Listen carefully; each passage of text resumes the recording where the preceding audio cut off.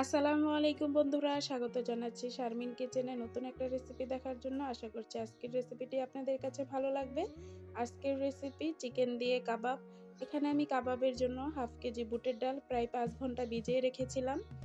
ভালো করে ধুয়ে আমি পরিষ্কার করে নিয়েছি। এখানে আমি 1 কেজি চিকেন নিয়েছি, শুধু মাংসটা সলিড, আর এখানে কোনো হাড় নেই। এটাকে আমি ভালো করে চিকেনটাকে ধুয়ে ছোট ছোট পিস করে নিয়েছি। আমি এর সাথে দিয়ে দিলাম, এখন দেব 10-12টা শুকনো মরিচ, 1 টেবিল চামচ কাঁচা জিরা, 1 টেবিল চামচ হলুদের গুঁড়া, 10-12টা কাঁচা মরিচ, এলাচ, দারচিনি, একটা তেজপাতা, মিডিয়াম সাইজের 4টা পেঁয়াজ আমি কিউব করে কেটে নিয়েছি। এখন সবগুলো দিয়ে দিলাম, দিয়ে এর মধ্যে দিয়ে দেব 2 টেবিল চামচের মতো আদা রসুন বাটা,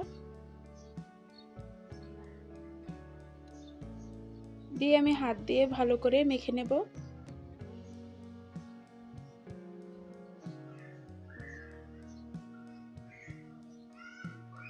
এখন দিয়ে দেব 1 টেবিল চামচ লবণ, দিয়ে আমি পরিমাণ মতো পানি দিয়ে সিদ্ধ করে নেব প্রায় 30 মিনিট।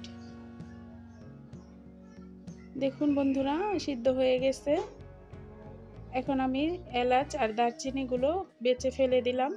এখন ব্লেন্ড করে নেব। চাইলে আপনারা পাটায় ওই কাজটা করে নিতে পারেন। আমার সবগুলো ব্লেন্ড করা হয়ে গেছে। এর মধ্যে আমি এখানে নিয়েছি ধনিয়া পাতা কুচি, পুদিনা পাতা কুচি, কাঁচামরিচ কুচি,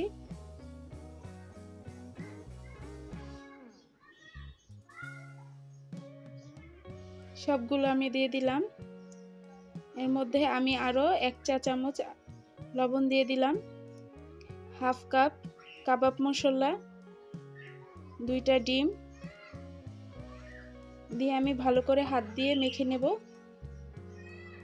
আমার এখানে মোট 3টা ডিম লেগেছে। এভাবে করে আমি সবগুলো কাবাবের শেপ দিয়ে নেব। এভাবে করে বানিয়ে অনেক দিন ফ্রিজে, প্রায় 3 থেকে 4 মাস ডিপ ফ্রিজে সংরক্ষণ করে রেখে খেতে পারবেন। শুধু নামিয়ে ভেজে নিলেই হবে। দেখুন বন্ধুরা, আমি এভাবে করে সবগুলো বানিয়ে নেব। আমি সবগুলো বানিয়ে নিয়েছি। এখন 3 থেকে 4 ঘন্টা এভাবে করে ডিপ ফ্রিজে রেখে দেব। তো আমি কিছু ভেজে আপনাদের সাথে শেয়ার করছি, আর বাকিগুলো আমি বক্সে করে ডিপ ফ্রিজে রেখে দিলাম। তো এখন কিছু আপনাদের সাথে ভেজে শেয়ার করছি। তেলটাকে গরম করে তারপর একে একে করে আমি কাবাবের এই রেসিপিটা অনেক বেশি মজা হয়। ট্রাই করবেন বন্ধুরা, আসছে ঈদে অবশ্যই এই রেসিপিটা এভাবে ট্রাই করবেন বন্ধুরা, খেতে অনেক বেশি মজা। বাসার সবাই অনেক বেশি পছন্দ করবে। আপনি যে চিকেন দিয়ে বানিয়েছেন একটু বোঝা যাবে না, খেতে অনেক বেশি মজা। আমার পছন্দ মতো কালার চলে আসলে আমি সবগুলো নামিয়ে নিয়েছি। আজকের রেসিপিটি আপনাদের কাছে কেমন লাগলো বন্ধুরা, অবশ্যই কমেন্টে জানাবেন। যদি ভালো লাগে প্লিজ একটি লাইক দিয়ে আমার পাশে থেকে যাবেন। সবাই ভালো থাকবেন। আসসালামু আলাইকুম।